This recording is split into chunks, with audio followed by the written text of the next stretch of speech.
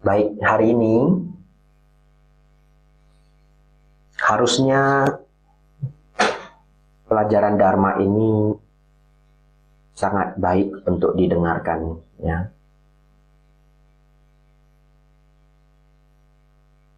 Terlebih dalam masa Waisak. Saudara-saudari, yang pertama, jadi setiap Waisak itu kisahnya lebih kurang sama, ya. Harus menceritakan kisah hidup Sang Buddha, entah sepertiga, entah seperempat, ya. Tapi harus gitu, nggak boleh yang lain. Tapi setiap tahun saya berusaha cari yang menarik.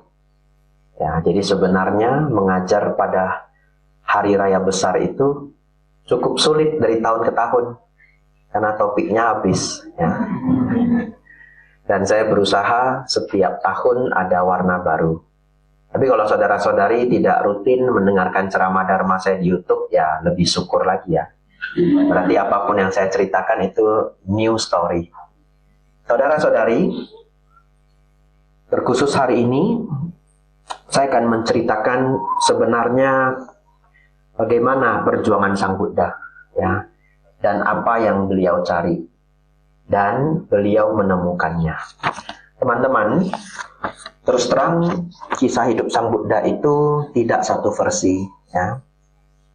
Hampir setiap negara Buddhis punya versinya sendiri. Kita di Candi Borobudur juga relief-relief itu dari kitab namanya Lalita Wistara. Ya, dan itu juga kitab itu tidak langsung sepertinya dari zaman Buddha. Jadi kita bisa track ya, bahkan Waisak itu di setiap negara itu variatif. Di Theravada kita Trisuci Waisak. Satu hari yang sama, 3 peristiwa, betul? Kalau saya tidak keliru, di Korea tidak begitu. Lahirnya beda, ya, pencerahan beda, meninggalnya beda. Tapi anyway, semua itu tidaklah persoalan. Kalau teman-teman ingin membaca yang cukup akurat secara histori, Anda bisa membaca buku Footprint in the Dust, ya, yang menulis adalah Bante S. Dhammika. Beliaunya tinggal di Australia, tapi nyarinya sulit, ya, tidak tahu stay di mana. Ya, saya dengar beliau sudah mulai mengurangi jadwal sehingga tidak sering muncul di publik. Tapi saya pribadi, ya, memberi informasi ke teman-teman, buku-buku Bante S. Dhammika itu menurut saya salah satu yang terbaik, ya, sebagai penulis Theravada. Ya, jadi ini informasi karena ini direkam, jadi teman-teman nanti bisa dapat sumber, ya, belajar untuk waktu yang lama. Kalau sumber-sumber Bante yang lain itu bagus-bagus, ya, Bante Bodhi, Bante Sujato, Bante Thanisaro, tapi sometimes terlalu akademik. Ya. Buku-buku Ajahn Brahm juga sangat bagus, tapi terlalu daily life. Ya, jadi kalau Anda sudah baca hampir banyak buku Ajahn Brahm, Anda mau go to the next step, ya, salah satunya Bante Dhammika. Saudara-saudari, oleh karena itu, sesungguhnya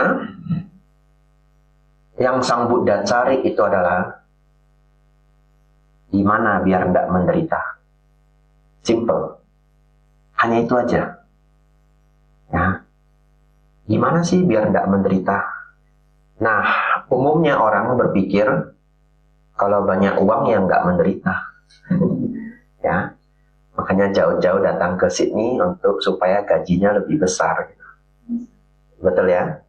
Ya. Tapi masalahnya Pangeran Siddhartha udah kaya gitu, udah sugih. Ternyata masih ada penderitaan. Udah kaya masih menderita. Gimana ini? Nah, dan saya terus terang bertemu, ya, orang yang duitnya sudah sebanyak daun datang ke saya dan dia cerita, hidup saya penuh penderitaan, Bante. Nah, pusing kan? Akhirnya Bapak Ibu Saudara, Pangeran Siddhartha tinggal di dalam istana, tapi begitu banyak depression, begitu banyak suffering, ya. Beliau ungkapkan itu di Sutta, ya, Majjhima Nikaya 26. Ya, Anda tidak perlu cari, tapi ini supaya ada jejak digital, karena kita tidak pernah tahu, ya, mungkin 5 tahun lagi, 3 tahun lagi, ya, teman-teman ingin belajar lebih dalam, ini ada catatannya, ya, MN spasi 26. Arya Pariyesana Sutta. Di sana Sang Buddha menjelaskannya bagaimana beliau merasa, bahasa Thai-nya itu et-at, ya. Ada orang Thai nggak di sini? Nggak ada, ya. Et-at itu sesak gitu. Jadi melihat semuanya pada akhirnya tidak kekal gitu. Dan tidak menemukan kebahagiaan sejati.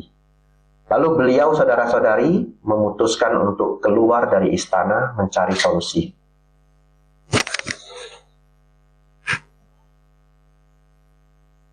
Bahkan, ya teman-teman, ada seorang penulis buku terkenal namanya Yuval Noah Harari. Kalau Anda pergi ke toko buku, judul bukunya Sapiens, ya. Saya belum baca sampai habis, baca mungkin sepertiga bukunya. Yuval Noah Harari itu mengklaim dirinya ateis. Dia historian, ya, salah satu the best in the world. Tapi dia sangat senang ajaran Buddha. Unik, ya. Dan dia meletakkan ajaran Buddha sebagai, menurut dia, the oldest science of happiness. Ya, kenapa bisa demikian? Karena science of happiness itu tujuannya cuma satu. Bagaimana supaya happy. Dan supaya happy kita harus membersihkan dulu suffering. Ya, saudara-saudari, akhirnya Pangeran Siddhartha keluar dari istana. Belajar sangat banyak hal di luar istana. Dan dia berkorban, ya, pengorbanan yang tidak mudah. Salah satunya adalah memotong rambutnya. Mungkin sekarang kelihatan sederhana. Ya, sekarang saya nggak ada rambut juga nggak ada pengaruhnya. Karena style di luar aja kadang orang nggak ada rambutnya. Betul, ya? Tapi kalau kita kembali ke zaman Tiongkok kuno, zaman India kuno, rambut itu adalah hal yang sangat berharga. Ya, kalau pernah nonton film Jackie Chan, ya, ada film Jackie Chan, dia tersesat datang ke Western, dia masih bawa kuncir rambutnya, ya. Saya dulu senang banget nonton film Jackie Chan. Dan zaman dulu kalau nonton TV itu diulang-ulang sama stasiun TV-nya. Lama-lama kita hafal filmnya, betul, ya? Kayak Police Story 1, Police Story 2, ya. Nah, setahun dipupuk ulang 3 kali coba. Ya, nanti sudah di SCTV ketemu lagi, entah di RCTI misalkan. Nah, teman-teman, hanya untuk menjaga kunciran rambutnya dia bahkan rela mati. Ya, jadi rambut di zaman dulu sepenting itu. Pangeran Siddhartha potong semuanya, cukur semuanya. Dia tinggalkan kerajaannya, tinggalkan hartanya, tinggalkan semuanya, cari jawabannya. Saudara-saudari, inilah upaya-upaya beliau yang keliru.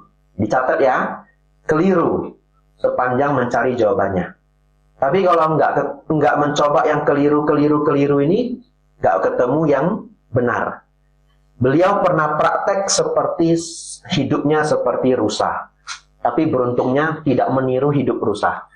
Hanya karakter dan gayanya. Ya, ada loh pertapa yang hidupnya persis niru seekor anjing. Anjing seperti apa dia niru persis. Ya, namanya Sunakha. Lalu ada pertapa yang tiru persis seperti sapi. Tapi kalau beliau tidak niru persis seperti rusa. Tapi just the character. Apa maksudnya? Kalau kelihatan orang kabur. Ya, jadi tinggal di grove, ya, pinggir, biasanya hutan pinggir desa, ya, atau hutan agak pedalaman. Lalu kalau ketemu orang kabur. Ya. Jadi hidup seperti rusa, ya. Nanti kalau saya sedang di wihara, Bapak Ibu datang, saya kabur gitu. Ya. Ya. Saudara-saudari, karena belum appointment, ya. Kalau appointment saya nggak kabur, ya. Ya. Saya kalau lihat umat ada 15 belum appointment, kabur, ya. Karena kalau saya dipanggil Bante gitu, ya, 2 jam habis. Baru selesai, baru maju selangkah lagi, ada satu grup lagi datang, ya. Ya, tapi kalau appointment saya senang. Nanti kita cari waktu. Jam 3 ya, jam 4 ya, gitu. Saudara-saudari, lalu beliau melihat ini tidak ada gunanya. Beliau pindah lagi latihan yang lain.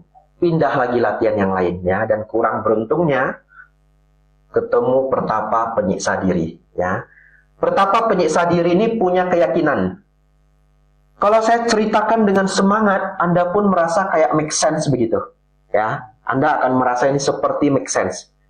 Apa ajaran mereka? Mereka punya kepercayaan kalau badan ini disakiti, ya, roh bisa jadi bersih.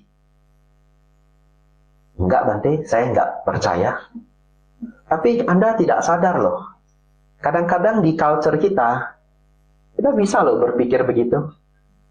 Ya, semakin sulit badan kita, rasanya jadi semakin suci. Contoh, Anda dengar ada atasila, makan tidak boleh lewat jam 12 siang, gitu ya. Terus ada teman Anda yang makan sekali cuma sehari. Anda mikirnya apa? Lebih bagus ini ya. Anda ikut sekali makan sehari. Terus Anda ketemu teman yang lain. Saya 3 hari makan sekali. Iya. Ya. Jadi Anda lihat, wah hebat ya. Ketika Anda mengatakan, wah hebat, itu sudah salah paham. Tanpa sadar kan? Itu sudah Anda mengagumi seseorang yang merasa bisa lebih lama menyiksa atau bertahan dalam kesulitan. Ngerti maksudnya? Kita tidak se ekstrim itu, tapi saya mau proof aja manusia punya pola berpikir seperti itu. Betul ya? Anda ketemu temannya atau Samanera datang ke Sydney, terus dia bilang, Bu, Pak, saya ndak ada dana makan harian. Saya seminggu makan sekali. Pasti ada di antara yang banyak ini, dalam hatinya mau, wah, Chin Ho Liao. Gitu ya, wah hebat. Itu enggak hebat ya. Itu bukan kehebatan menuju kesucian, tapi kita seneng kalau orang hidupnya bisa survive di kesulitan. Itu karakter manusia loh. Betul ya? Bahkan kita kasih rekor. Setiap hal-hal yang sulit kita kasih rekor gitu. Bisa push up 3000 kali, rekor gitu. Ya, bisa pull up 1000 kali, rekor gitu. Saudara-saudari, beliau ikut grup penyiksaan diri, satu grup 5 pertapa, ya, beliau pertapa ke-6. Apa saja yang beliau lakukan? Salah satunya praktek nahan napas sampai pingsan. Yes, ya. Itu salah satu praktek yang dilakukan pertapa penyiksa diri. Don't try this at home ya. Ya. Tapi dulu saya coba. Ya. Saya tahan napas. Dan Anda tahu, kalau Anda praktek tahan napas, Anda tidak akan meninggal. Yes. Kenapa? Karena setelah Anda pingsan, kalaupun Anda sanggup sampai pingsan ya, badan otomatis bernapas. Hebat ya? Jadi saya coba. Tahan. Tekadnya sampai pingsan. Ini dulu ya, sebelum jadi biku, sebelum jadi Samanera. Ternyata apa yang terjadi? Belum pingsan Bapakku. Very difficult. Jadi saya nggak bisa bayangkan itu Anda harus punya tekad seperti apa. Mulut, hidung tidak dilakban, tapi Anda bisa tidak bernapas sampai pingsan. Sangat sulit. Don't try this at home. Oke? Okay? If you try it, don't blame me. Oke? Okay? It's up to you gitu. Saya coba lagi berulang-ulang, saya tidak bisa sampai pingsan ya. Jadi saudara-saudari, praktek lainnya hanya makan biji-bijian keras. Ya. Jadi makan biji-bijian yang keras sampai kalau buang air besar luka semua. Yes. Praktek lainnya. Jadi ini secara episode ya, secara berkala, tidak dipraktekkan semuanya sekaligus, tapi ada urutan atau ada bagaimana mereka punya tata caranya ya. Tidak makan, misalkan hanya makan buah yang jatuh dari pohon. Jadi kalau hari itu gak ada yang jatuh, nggak makan. Ganti lagi, hanya makan dari 3 rumah. Jadi kalau pindah patah hanya lewat 3 rumah pulang. 3 rumah pulang. Nah, kalau saya 3 rumah bisa survive. rumah Cisari ya. Nah, rumah Ko Edi, rumah Ko Leo atau Ko Heriadi. Survive saya. Tungguin gitu ya pagi-pagi. Rumah Ko Edinya. Apartemen buildingnya tinggi, nggak turun pula Ko Edi. Kalau Cisari harus turun, harus kerja ya. Ya betul. Tungguin gitu. Tapi zaman Buddha 7 rumah, 3 rumah ya. Lalu praktek makan seminggu sekali, 2 minggu sekali, berat sekali. Sampai beliau mengatakan menyentuh perut depan, tersentuh kulit belakang. Ini pengibaratannya, kurus kering. Ya, menyentuh kulit belakang, tersentuh perut depan. Lalu, dan saya cross check, dan ini real. Saya cross check. Di Sutta, beliau latihan sampai bulu-bulu badannya rontok. Malnutrisi. Saya cek di Google. Bener nggak malnutrisi bisa rontok? Bener. Para pesumo kalau sudah pensiun, kan makannya dulu banyak ya. Sudah pensiun mereka kan makannya sedikit. Mereka kan pelan-pelan badannya shrinking ya. Rambutnya rontok. Malnutrisi. Ya. Saudara-saudari, lalu beliau praktek seperti seberat itu ya. Selain itu, yang terkenal adalah tidur. Tidur ada 2 cara. Salah satunya adalah kaki. Nah, manjat pohon dulu, kaki satu diikat di cabang, terus jatuhkan badan, kayak kelelawar, kepalanya di bawah. Ya, jadi akan sangat sakit karena kepala di bawah, ya, sirkulasi darah, bayangkan itu ya. Lalu, selangkangannya akan sangat sakit. Tapi itu tidak bisa dilakukan rutin. Kenapa? Nanti selangkangannya sangat terluka, nggak bisa manjat lagi. Sudah nggak bisa manjat, bagaimana? Cari batu-batu yang runcing, duri-duri pohon, duri-duri bunga, disemai di lantai, ya, di tanah, tidur di atasnya. Jadi ini luka semua, ya. Kombinasi daripada praktek-praktek itu dipaksakan selengkap mungkin. Lalu Sang Buddha mengatakan ya, beliau dengan kemampuan batin setelah mencapai kebudaan, beliau mengatakan begini. Dari zaman yang lampau sampai zaman yang akan datang, tidak ada pertapa yang menyiksa diri lebih berat dari diri beliau. Ya, mungkin kalau menurut saya karena beliau itu konsistensinya luar biasa. Betul ya? Kalau kita belajar tokoh-tokoh hebat ya, mau presiden, prime minister, atlet, orang-orang hebat, betul ya? Mereka punya konsistensi sama persistence yang sangat luar biasa. Jadi beliau mengatakan seperti itu. Saudara-saudari, sampai ketika beliau sudah hampir meninggal, sedikit lagi meninggal, beliau bertanya dalam dirinya. Karena, kenapa beliau termotivasi bergabung di grup Pertapa Penyiksa Diri ini? Karena kan grup ini bilang, jika Anda ingin memahami penderitaan, buatlah diri Anda menderita. Ya, dengan kita menderita diri kita akan paham penderitaan. Dan jiwa akan menjadi suci. Tapi ketika sangat dekat dengan kematian, beliau bertanya dalam dirinya, lalu apa makna dari penderitaan? Betul ya? Kan Bapak Ibu, saudara-saudari kita setiap harinya atau dalam kehidupan kita ada duka, ada penderitaan. Apa manfaatnya? Apa maknanya? Betul ya? Tidak terjawab. Karena tidak terjawab, beliau sadar bahwa oh, sudah salah jalan. Ya. Sampai-sampai dalam sejarah dikatakan, ya, dalam kitab suci dikatakan, beliau sudah sangat lemas, ya, waktu itu beliau terjatuh di shallow river, ya. Shallow river, bukan river malah kalau ada istilahnya, sungai kecil, ya. Beliau jatuh ke shallow river, sungai kecil yang dangkal, tapi tidak sanggup untuk menaikkan dirinya. Hampir mati tenggelam. Dan beruntung ada orang yang mengangkatnya. Saudara-saudari, lalu beliau melanjutkan perjalanan. Beliau belajar dengan guru, satu namanya Alara Kalama, satu namanya Udaka Ramaputa. Kedua guru ini sudah tidak tipikal penyiksa diri, tapi bermeditasi dengan sangat luar biasa bagus. Ya, mendiamkan pikiran, mendiamkan persepsi, semua kemampuan meditasi seperti itu. Belajar dari dua guru ini sampai tahap tertinggi pun beliau tidak mampu menjawab apa makna dari penderitaan dan cara melenyapkan penderitaan. Saudara-saudari, nomor 2. Ada 6 nomor Bapak Ibu Saudara ya. Ada 6 nomor. Ya, nomor terakhir paling seru. Biar kayak thumbnail ya.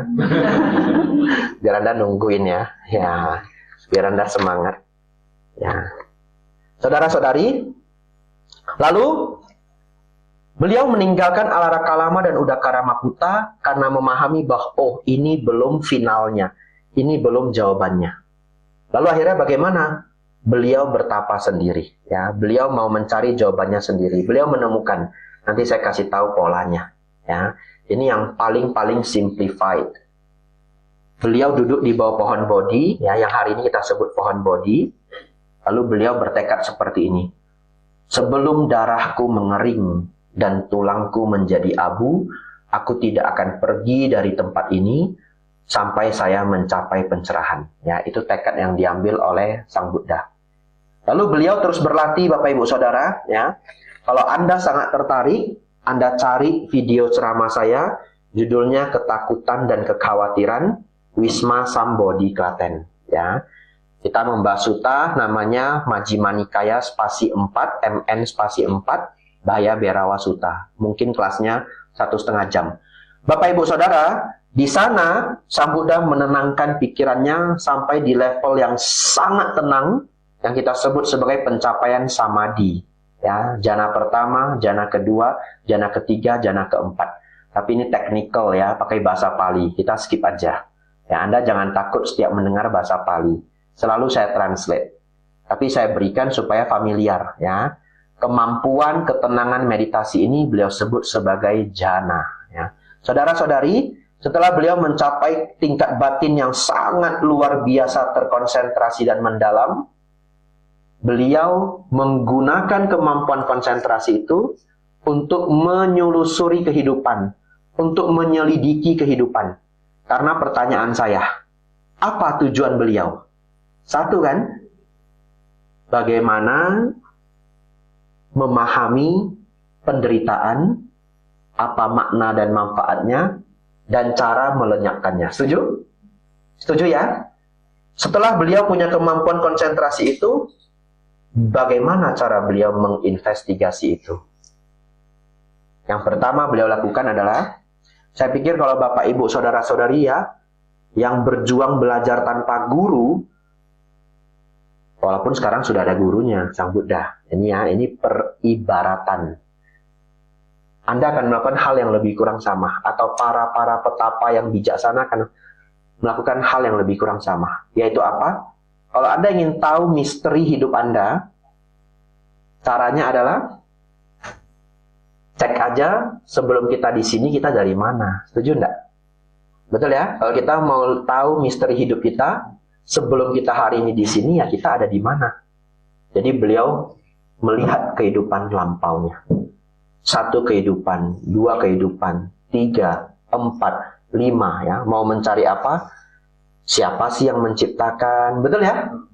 Apa sih alasannya? Apa sih reasonnya saya hidup? Semua misteri kehidupan. Tapi yang ada Bapak Ibu Saudara, beliau mundur sampai 91 Big Bang. Dalam bahasa Pali kalpa. Kalpa itu apa? Pengembangan dan penyusutan alam semesta. Nah, tahun 1972-73 kalau tidak salah ya, seorang pinter namanya Eric Hubler, dia adalah orang pertama yang memberitahu seluruh dunia, the whole universe itu expanding. Luar biasa ya. Jadi bahkan Newton tidak tahu universe itu expanding. Dan di kitab suci kita ada yang namanya kalpa, the expanding and constructing of universe. Keren ya? Zaman dulu belum ada teleskop. Bumi bentuknya seperti apa, bahkan masyarakat pada umumnya menduga bumi itu datar. Setuju? Lalu di kitab suci kita dikatakan apa? Cakawala. Alam semesta itu cakawala. Apa itu caka? Cakram dalam bahasa Sanskerta. Bagaimana bentuk galaksi kita? Cakram, betul ya? Kayak wheel-nya sepeda. Ya. Lalu di Diga Nikaya, Sang Buddha mengatakan begini, ini saya waktu membaca itu saya merinding. Bumi, bulan, dan matahari berputar pada porosnya. It's crazy. Kenapa saya bilang it's crazy? Bahkan kalau saya tanyain satu-satu, pasti masih akan ada yang berpikir, siapa yang berputar, matahari atau bumi? Ini kuis tidak berhadiah. Ya, nggak ada hadiahnya. Itu dah tir ya, cuma 3. Apakah matahari diam, bumi berputar? Atau bumi diam, matahari berputar? Ayo. Ya, silakan jawab di hati ya. Nah, apakah bumi berputar atau matahari yang berputar? Jawabannya dua-duanya berputar. Seriously, ya. Hanya bulan mengitari bumi. Setuju? Ya, bulan mengitari bumi. Sekali putar berapa hari? Kalau nggak salah 29/4. Setuju? Ya. Lalu matahari bumi memutari matahari. Setuju? Satu putaran berapa hari? 365 hari. Si matahari juga muter terhadap sesuatu yang lebih berat, yang lebih besar. Kalau tidak salah, enggak, saya enggak hafal, jangan sok-sokan, nanti saya salah. Ya. Tapi pokoknya satu putaran itu ratusan tahun, ya. Jadi lucunya bulan memutari bumi sambil memutari matahari, setuju? Karena dia ngikut. Bumi mutarin matahari sambil mutarin yang lebih gede itu. And the whole universe, walaupun ada rotasi-rotasi ini semua, pelan-pelan expanding. Nah, renungkan sendiri ya. Seru ya. Nah, saudara-saudari, di Diga Nikaya ditulis, bulan, bumi, dan matahari berputar pada porosnya. Dan saya terkejut sekali membaca itu. Saudara-saudari, Sang Buddha mundur kehidupannya dengan kekuatan batin, hasil dari meditasi, 91 kalpa, 91 Big Bangs. Tidak menemukan awal kehidupan. Ya. Lalu bagaimana setelah mundur 91 kalpa dalam 4 jam? Ya, disebut dalam 4 jam. Beliau majuin satu-satu. Jadi ketika mundur, ini disebut wija yang pertama. Ada istilah palinya ya. Ube niwasa nusati nyana. Ya, jadi ada istilah palinya, tapi tidak perlu dihafal, tidak apa-apa. Kemampuan beliau melihat kehidupan lampau. Setelah beliau melihat kehidupan lampau, diibaratkan beliau maju satu persatu. Ketika maju kehidupan satu persatu, terlihatlah bahwa oh ternyata orang-orang yang berbuat baik itu lahir di alam yang lebih bahagia. Dan orang-orang yang senang berbuat jahat jatuh ke alam yang lebih rendah. Dan polanya selalu sama selama berkalpa-kalpa. Ya, beliau melihat anicca, dukkha, anatta. Beliau melihat paticca samuppada. Beliau melihat keseluruhan dharma dalam proses pengetahuan yang kedua ini. Ya, memajukan kehidupan, melihat korelasi kehidupan. Saudara-saudari, ini adalah pengetahuan yang kedua, dipraktikkan dalam 4 jam. Ya. Yang terakhir, beliau menemukan akar permasalahan dari semua makhluk hidup. Kenapa lahir mati, tidak habis-habis. Ternyata akar permasalahannya adalah asawa. Arus batin yang bocor tidak terkendali. Ya. Saudara-saudari, lalu akhirnya beliau melenyapkan asawa ini. The uncontrolled mental outflow. Ya. Setelah melenyapkan asawa, beliau mencapai satu pengetahuan yang beliau panggil atau beliau sebut sebagai asawa kaya nyana. Ya, asawa adalah arus batin yang bocor tidak terkendali, kaya adalah lenyapnya, nyana adalah pengetahuan. Pengetahuan lenyapnya arus batin yang bocor tidak terkendali. Ini level meditasi tingkat tinggi saudara-saudari, tapi saya bisa ajak teman-teman untuk melihat batin sendiri. Pertanyaan saya, batin Anda bocor nggak? Ngomong nggak dengan diri sendiri? Mikir enggak? Mikir ya. Bisa enggak disuruh berhenti? Enggak bisa. Bahkan kadang-kala sampai mau tidur aja sulit, betul? Kalau lagi ada problem, enggak mau berhenti dia, bocor ya. Lebih parahannya lagi, Anda sudah ketiduran, masih bocor dia. Jadi apa? Mimpi. Nah, bisa dikendalikan enggak mimpinya? Enggak bisa. Kalau kita bisa mengendalikan mimpi, hemat biaya Bapak Ibu.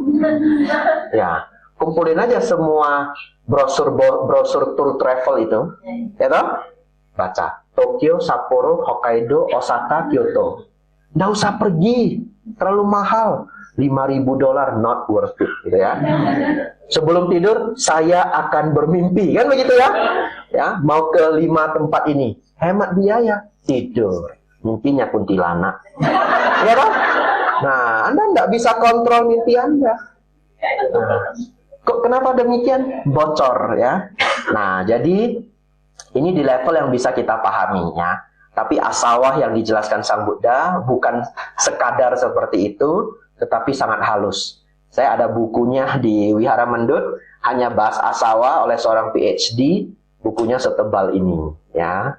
Jadi kalau kita bahas ya, pulangnya besok ya. Saudara-saudari, pengetahuan yang ketiga ini disebut asawa kaya nyana.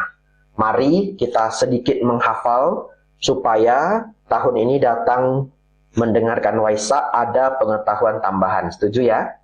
Sebelum Sang Buddha mencapai kebuddhaan, beliau mempraktikkan 3 pengetahuan. Kita menyebutkannya Tewija ya.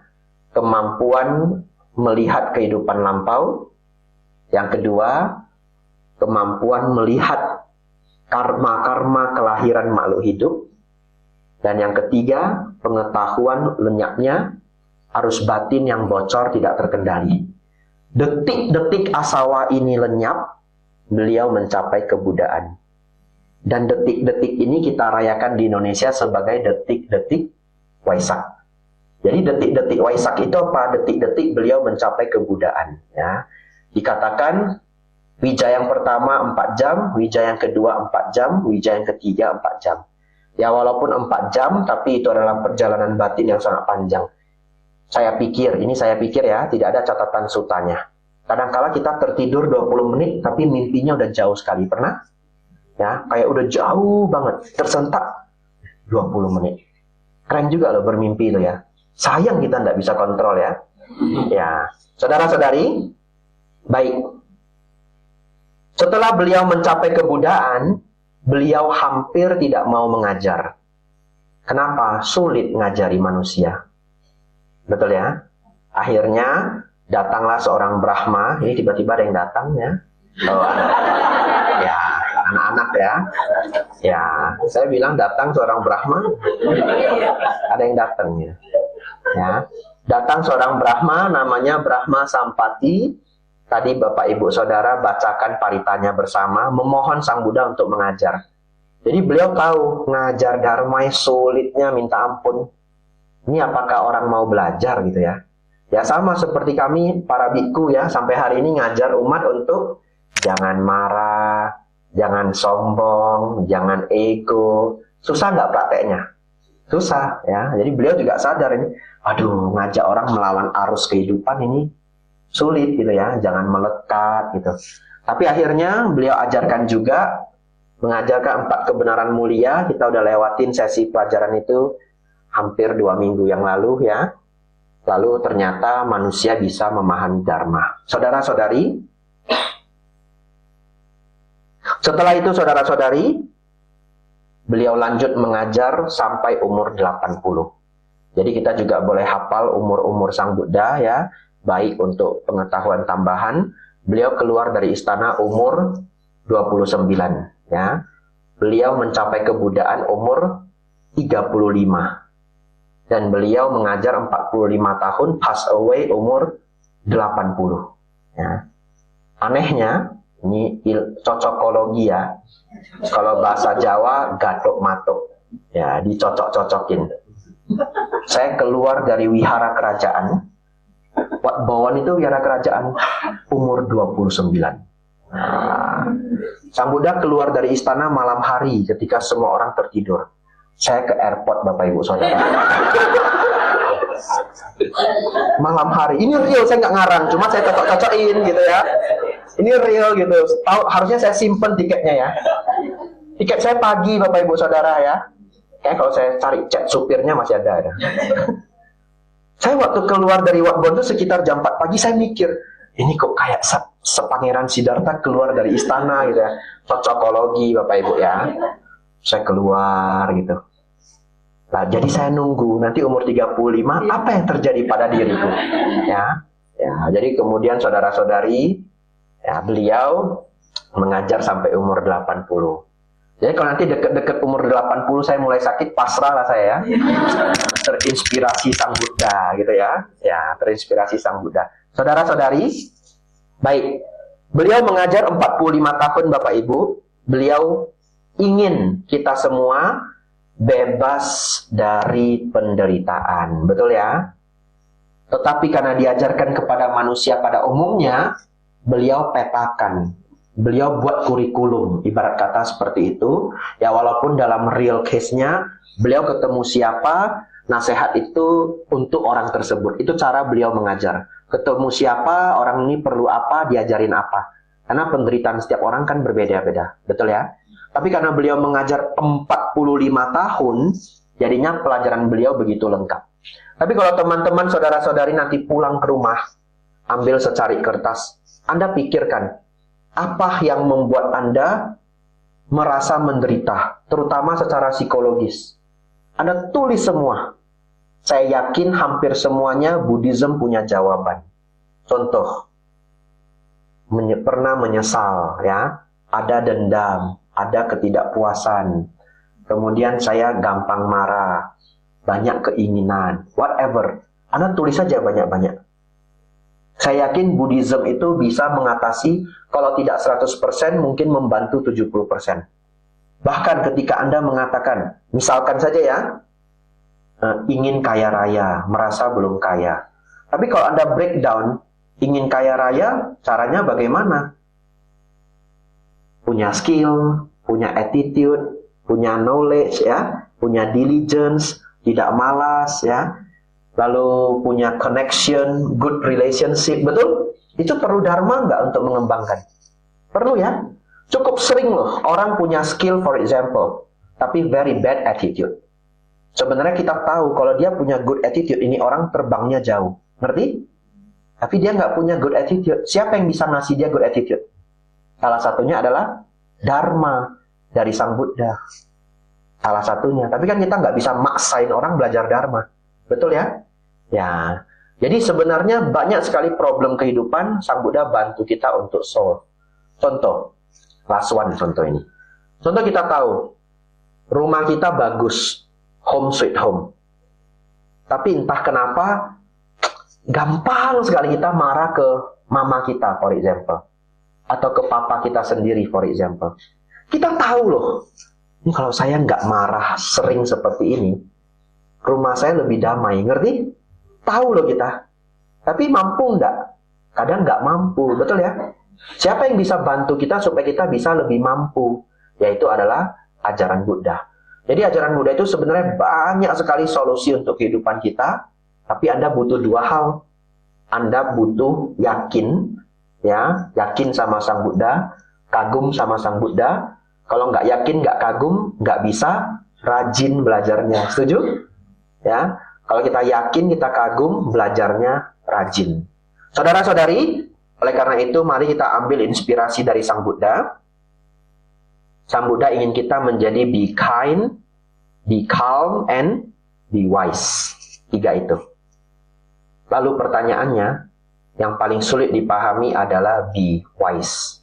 Menjadi bijaksana. Saya cari jawaban, sebenarnya bijaksana itu apa sih? Begitu ya? Ternyata, salah satu jawaban paling bagus adalah, ini belum dari Sang Buddha, nanti saya berikan yang dari Sang Buddha. Tapi di Sutta-Sutta Sang Buddha kadang mention hal-hal seperti ini.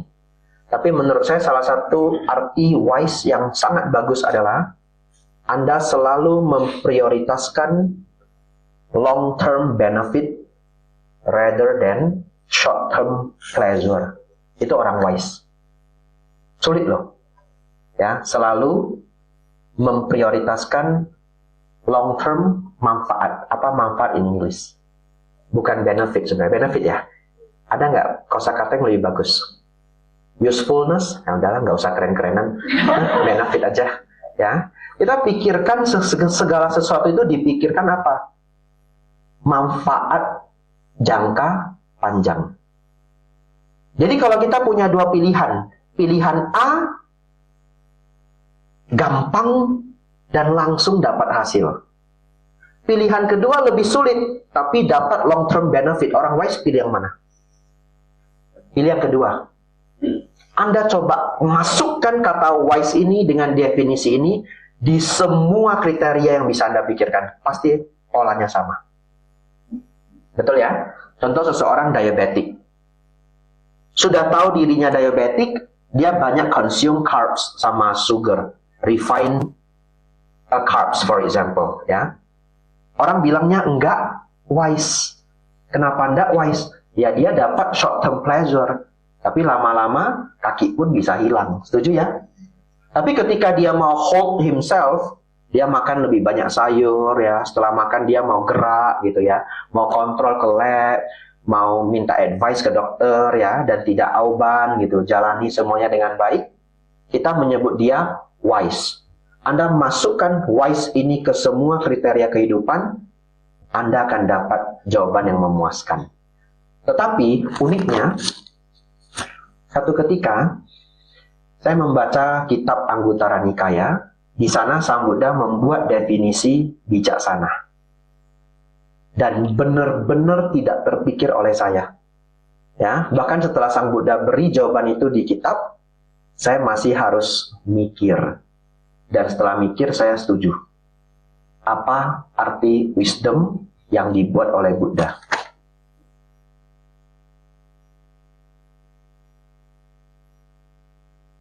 Pikiran baik, ucapan baik, perbuatan baik.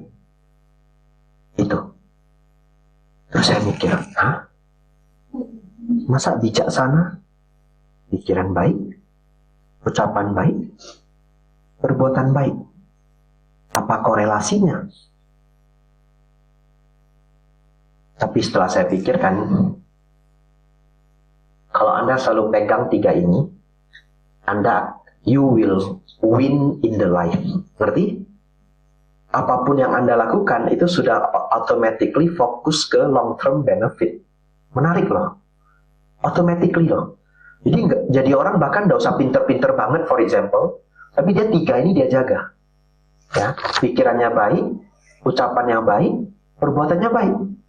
Luar biasanya ada orang gak pinter-pinter banget, skill juga nggak tinggi-tinggi banget, dia jaga tiga ini hidupnya baik loh. Ngerti maksudnya? Ya. Dan itu kita hanya satu kehidupan. Kita hanya bisa lihat dalam range 30 tahun, 25 tahun karena satu kehidupan. Ternyata dari cara pandang Sang Buddha, ini kalau ditarik berkehidupan-kehidupan, dia menangnya semakin banyak. Bahkan sampai mencapai nibbana. Oleh karena itu teman-teman, saudara-saudari, hari ini saya sangat memotivasi teman-teman, ya. Benar-benar motivasi. Kalau bisa saya kayak paksain gitu ya. Tapi tidak bisa gitu ya. Diupayakan pikiran baik, ucapan baik, perbuatan baik ya. Nomor 5, ini masuk part yang the best. Ini dua part yang the best. Anda ngantuk, bertahanlah ya. Ini yang bagus banget. Yang 1-4 berarti bagus juga gitu ya. Tapi nomor 5 dan 6 ini bagus banget. Bagus banget. Anda tidak sia-sia kalau Anda datang hari ini. Nomor 5, Bapak Ibu Saudara, jangan bangga dengan kekurangan keburukan diri sendiri. Jangan bangga dengan keburukan diri sendiri. Hafal. Jangan bangga dengan keburukan diri sendiri. Maksudnya apa? Satu ketika, ini biar saya yang jadi korban aja. Ya. Saya masih satu wasah, jadi itu 9 tahun, 8 tahun yang lalu. Saya dikirim ke Thailand, Wihara Wat Bowen tadi, wihara kerajaan, ya. Pada saat itu sepertinya number 1 wihara di Thailand. Sekarang sudah ada wihara yang lebih number 1, namanya Wat Raja Bopit, ya. Tapi dalam hati rakyat Thai, Wat Bon masih number one. Apa bedanya Bante kok bisa number one, kok wihara ada rankingnya? Itu tergantung Sanggaraja tinggal di mana. Ya, tetapi selama berabad-abad, Sanggaraja itu banyak yang tinggal di Wat Bowon. Saudara-saudari, satu ketika saya menjadi guru pembimbing, ngurus orang-orang yang ingin jadi biku sementara. Ya, teman-teman umat-umat ya, biasanya umur range 25 sampai 30, anak laki-laki senang jadi biku di Thailand. Temporary, for 2 weeks. Kadang 3 months ya. Dari 2 weeks sampai 3 months itu range-nya. Saudara-saudari, tapi di Thailand ternyata punya culture. Ini saya mau share. Culture-nya, guru-guru lama yang umurnya sepuh-sepuh itu galak. Tidak semua. Tapi ada yang galak. Ternyata itu culture di Thailand. Ya, mereka percaya kalau mau jadi guru yang baik itu harus galak. Itu kayak orang Chinese dulu, betul ya? Ada yang papa mamanya, orang tuanya itu galak. Karena mereka punya filosofi, anak harus digalakin. Jadi untuk Anda yang lahir di Sydney, congratulations. Anda nggak pernah merasakan tali pinggang, ya. Sandal jepit ya. Ya. Luckily mama saya nggak pakai sandal jepit tuh ya. Ya. Tali pinggang sama gantungan baju. Nah, keren loh gantungan baju itu. Tahu nggak kerennya apa? Level kesakitannya bisa diatur. Nah, kalau salahnya nggak banyak 2 gitu ya. Salahnya banyak 4 gitu ya. Ya. Tapi disclaimer, saya memang bandel waktu kecil ya. Ini ada rekamannya, nanti mama saya dipersalahkan ya. Saya bandel memang, bandel waktu kecil. Semua barang saya bikin rusak ya, bandel saya. Saudara-saudari, jadi karena lama tinggal di sana, saya mulai meniru sifat galak para Bante senior. Ya, dan saya menganggap itu wajar. Akhirnya, saya dengan murid-murid saya juga jadi galak. Makin hari makin galak. Makin hari makin galak. One day, saya dapat murid yang anaknya baik banget. Keren. Lulusan UK. Laki-laki, masih muda. Ya. Rajin minta ampun. Pokoknya nggak usah suruh dia bersih-bersih, kita kasih dia schedule aja, dia jam 5 dia udah ngepel. Keren banget. Ya, pulang kelas dia ngepel, apa, semua beres. Pagi bangun jam berapa, dia pasti udah bangun. Karena dia bantu manggilin temannya, karena kami harus pagi-pagi harus bangun gitu. Keren banget. Tapi satu hari, karena satu grup ya, 4 orang, 5 orang, ada yang males juga dalam satu grup. Kalau guru pembimbing marah kan kena semua, betul ya? Jadi satu ketika gara-gara 1-2 yang males, yang bandel, saya marahin semuanya. Lalu, selesai makan pagi, saya merasa nggak pantas saya marah ya. Bahkan ada murid yang baik banget, kenapa dia ikut kena marah? Jadi setelah makan siang, setelah makan pagi, saya ngomong begini. Nah, tantang lai. Ini dia lupi lau hai fang nah. Pakai Thai toh, subtitle di sini.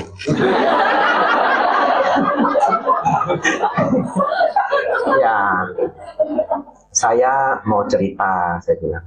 Ya, saya orangnya memang sebelum jadi biku emosian. Saya bilang begitu.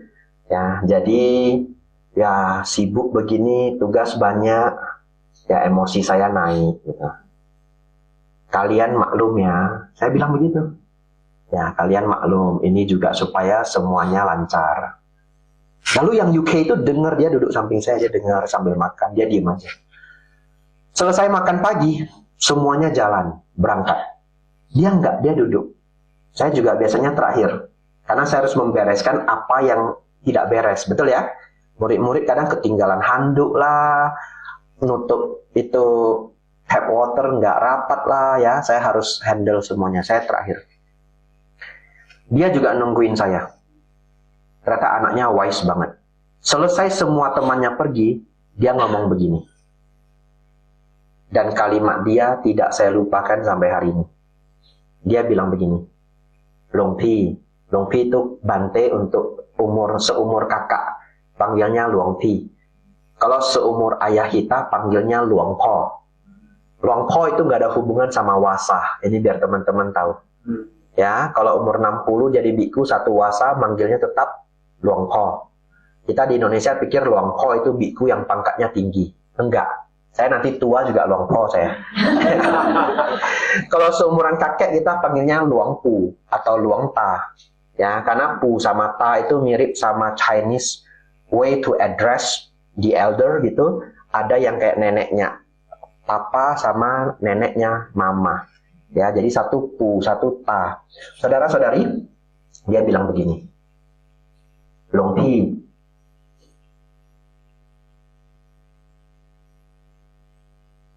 kalau Long Pi itu marah karena memang sifat bawaan,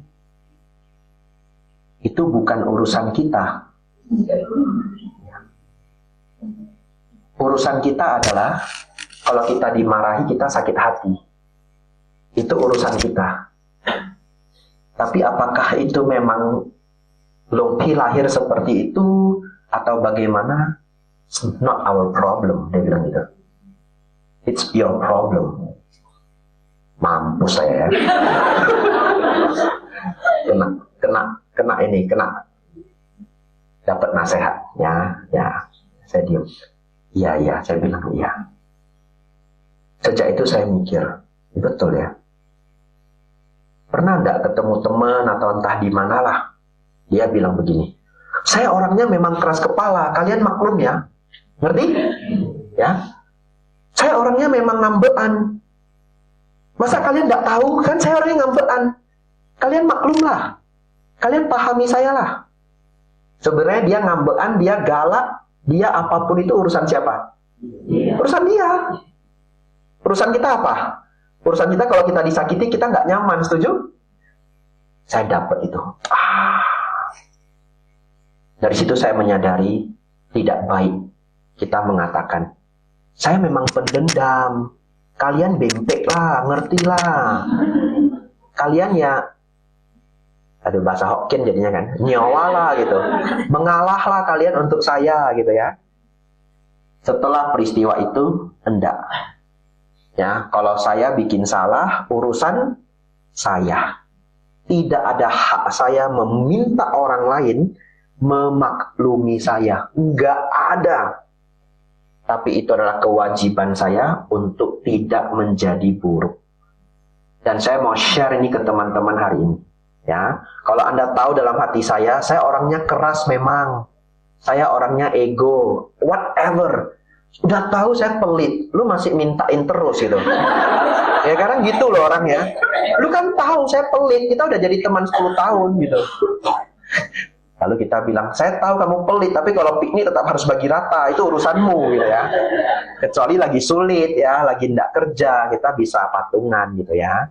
Ya, kita patungan Bapak Ibu apa yang bayar saya patungnya ya. Saudara-saudari, semoga ini bisa membantu. Mulai hari ini pulang, jangan bangga dengan keburukan diri sendiri. Ubah bahasanya, ya. Saya memang galak, tapi ya nggak ada manfaatnya. Banyak nimbulin konflik. Harus kurangin galak. Lihat si A, lihat si B. Sabar banget, legowo banget, nggak gampang marah. Semua orang care, sayang sama dia. Saya banyak konflik. Lebih bagus begitu enggak? Walaupun sulit ya, coba dipraktekkan. Nomor 5, jangan bangga dengan kekurangan diri sendiri. Ya. Terakhir teman-teman, mungkin tidak lebih dari, ya tergantung semangat Anda. Kalau Anda semangat, ceritanya lanjut gitu ya. Masih semangat enggak? Semangat ya. Baik. Nomor 6 teman-teman, kalau kita belajar kemarin Kalama Sutta, Anda masih ingat ya, kalau yang nggak ikut nggak apa-apa juga. Ada satu kalimat Sang Buddha mengatakan, melihat diri sendiri seperti, melihat orang lain seperti halnya melihat diri sendiri. Ingat? Ya, melihat orang lain seperti halnya melihat diri sendiri. Apa maksudnya? Maksudnya adalah belajar memahami orang lain. Selalu diingat teman-teman, saudara-saudari, setiap orang punya background hidup yang berbeda-beda.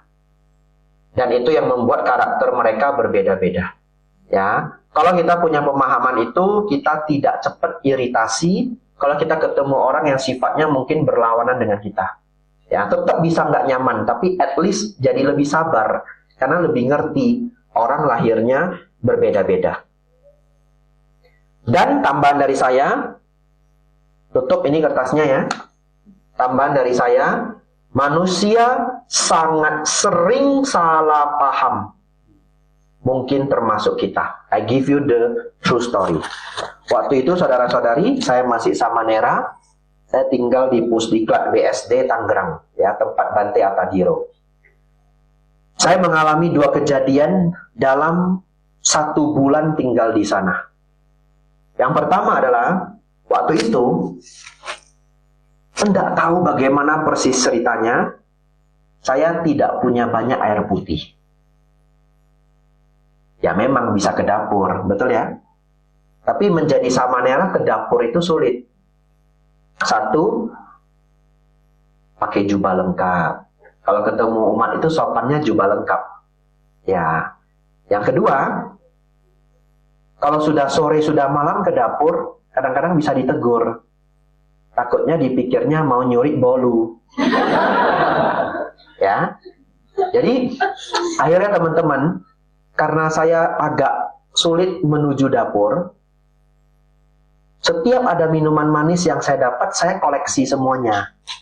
Karena samanera boleh nyimpen makanan dan minuman sebenarnya. Tapi di STI makanan juga dilarang, jadi boleh nyimpan minuman aja. Kalau biku boleh nyimpan minuman manis 7 hari, ya. Nah kalau samanera unlimited time. Nah, kecuali itu obat, ya. Kalau obat manis enggak apa-apa. Saudara-saudari, jadi saya kumpulin setiap dapat teh botol sosro saya simpen, ya. Pocari Sweat saya simpen, larutan kaki 3 saya simpen, sampai banyak stoknya. Dan itu yang saya minum setiap hari, karena masih muda nggak bisa kena diabetik. 10 years ago, oke? Akhirnya, tong sampah saya isinya apa? Ya Pocari, betul ya? Apalagi merek-merek terkenal di Indonesia ya, teh botol dan lain-lain. One day, ada satu Bante senior ngajar saya. Selesai mengajar, dia nanya saya pertanyaan ini. Anda jadi beliaunya dulu ya. Anda jangan jadi saya. Anda jadi beliaunya. Datang ngajarin saya. Lalu beliau nanya begini. Samanera senang minum manis ya? Saya jawab enggak loh. Karena naturally-nya saya memang enggak suka minum manis. Enggak favorit-favorit banget. Ya biasa aja. Minumnya ya air putih. Daily saya minum air putih. Apalagi sekarang ini boleh tanya pengurus. Ditawarin apa aja saya enggak gitu. Ini ikutin ini. Bu Elke Cimeta ya. Air putih gitu. Tapi itu 10 years ago, 10 tahun yang lalu. Tapi beliau begitu saya jawab, enggak Bante, ya biasanya minum air putih. Beliaunya diem. Lalu saya mikir, kenapa beliau diem? Oh, ini sudah lama. Kelasnya sudah bubar ya. Saya mikir, saya mengerti. Mungkin asumsi saya, beliau cek tong sampah saya. Ya, karena kalau Anda mau cek karakter orang, cek apanya? Tong sampahnya dia ngapain gitu ya. Jadi tong sampah itu ada privasinya itu. Ya. Jadi Anda kalau punya tong sampah yang ada tutupnya, taruh stiker ya, don't look at my dustbin. Privacy, gitu ya. Jadi saya jadi mikir, oh, pasti beliaunya berpikir saya suka bohong. Udah terbukti di tong sampah banyak minuman manis. Tapi jawabnya tidak suka minum manis. Dari situ saya dapat inspirasi. Kadangkala kita membuat kesimpulan hanya dari a glimpse of experience. Betul ya? Ya, cuma menilai dari case itu. Sangat sulit. Ya. Sangat sulit menilai orang kalau hanya ketemu 1-2 hari. Katanya kalau mau menilai orang harus hidup bersama bertahun-tahun. Anda baru tahu orang itu sebenarnya seperti apa. Ya, ini ada teman baik saya hidup kenal saya bertahun-tahun. Jangan tanya dia about my life. It's privacy. Ya, bercanda ya. Ini teman saya datang sama teman ini ya. Ya. Saudara-saudari, case nomor 2. Tidak bisa saya lupakan. Yaitu apa? Satu ketika, saya ditugasin nyiram rumput. Karena ada pohon yang mahal. Namanya pohon pulo putih. Pohon pule. Pernah dengar pohon pule? Siapa yang pintar pohon? Cek di Google ya, pule. Ada yang putih, ada yang hitam. Yang hitam murah. Pule milik Wihara Pusdiklat 10 years ago, satu bibitnya 75 juta rupiah. Wow, semahal itu. Iya. Bibitnya tapi udah gede ya, bukan yang kecil. Bibitnya udah lumayan gede. 2 pohon, 150 juta. Uang 10 tahun yang lalu. Saya ditugaskan nyiram pohon pule itu. Nah, itu sacred job, mahal ya. Saudara-saudari, jadi saya rajin. Setiap sarapan saya langsung ambil selang, saya siram gitu ya. Karena kalau biku biasanya sudah menghindari menyiram tanaman. Ya, salah satu alasannya takut serangga-serangga mati gitu. Tapi kalau Samanera masih sering ditugaskan. Siram. Setelah saya siram itu sekitar 1 minggu, ada karyawan yang baik banget. Dia datang ke saya. Dia bilang gini, Samanera, nggak usah siram pohonnya, nanti saya siramkan. Wah, Cinho Simaya, gitu ya. Baik banget dia gitu. Terus saya bilang, enggak apa-apa. Jangan Samanera, nanti saya siramin. Jadi saya percayakan ke dia. Tiba-tiba setelah seminggu, saudara-saudari, atau bahkan 10 hari, Bante Atadiro tanya, Abijatto siram tanaman? Siram Bante setiap hari? Lu memang siram deh setiap hari? Kan sudah didelegasi. Orang yang nawarin lagi, betul ya? Siram Bante setiap hari? Bilangnya diem aja, melanjutkan makan. Tidak ada lagi kalimat yang lain. Dalam hati, apa salah saya ya? Apa salah saya? Karena Bante Atadiro itu tidak pernah marah. Semarah-marahnya itu hanya diam.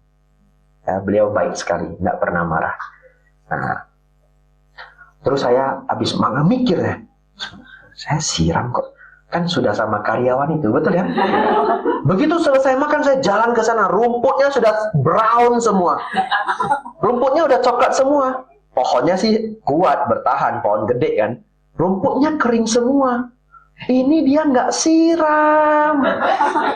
Ngapain dia nawarin saya? Gitu ya. Karena siram pohon itu nggak sulit gitu.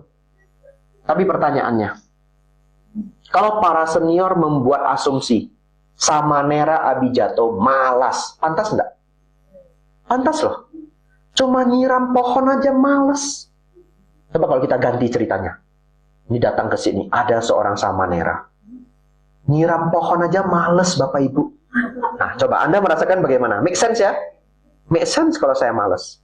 Dari situ saya sadar. Oh. Satu, asumsi kita bisa keliru. Yang kedua, don't trust people 100%.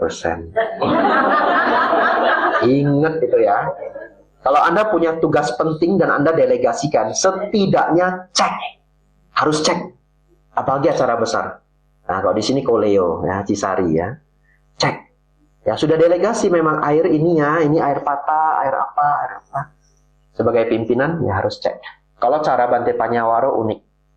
Untuk hal yang sangat penting, beliau sering mendelegasikan ke 2 orang.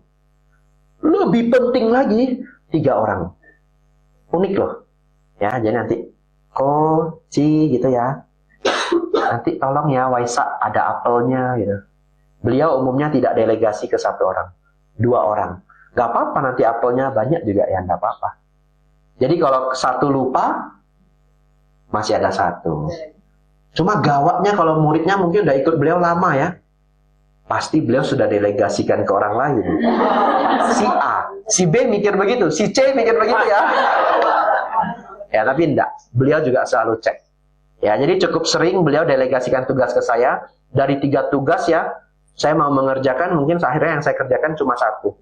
Yang dua nanti sudah ada yang kerjakan. Dan beliau cek. Dan kalau beliau kerja, ini last one, kalau beliau kerja selalu pakai catatan. Anda boleh tiru ya. Anda mau jadi event organizer yang baik, pakai notes. Semua hal sekecil apapun catat. Dan nanti harus di checklist. Gak boleh ada yang lupa. Dan saya tiru itu kalau bikin acara. Sekecil apapun. Ya, tulis. Dan saya buat 2 catatan. Ya, hal besar sama hal kecil. Jadi yang hal kecil itu bahkan cuma sekedar jangan lupa autan. Ya, peserta request vitasimin. Yang kecil-kecil. Ini di catatan kecil. Yang gede-gede, undang guru pengajar. Semua saya catat. Ya, mudah-mudahan tidak ada yang keliru. Saudara-saudari, anumodana semuanya. Semoga teman-teman tidak lupa terinspirasi dari Sang Buddha. Be kind, be calm, and be wise. Ya. Orang yang bijaksana itu pikirannya baik, ucapannya baik, perbuatannya baik. Dan yang terakhir, jangan bangga dengan kekurangan diri sendiri. Semoga dari tahun ke tahun, ya bukan hanya Bapak Ibu, tapi juga saya, karakter kita semakin baik, semua keburukan kita dapat berkurang. Itulah sebabnya manfaat kita menjadi murid Sang Buddha.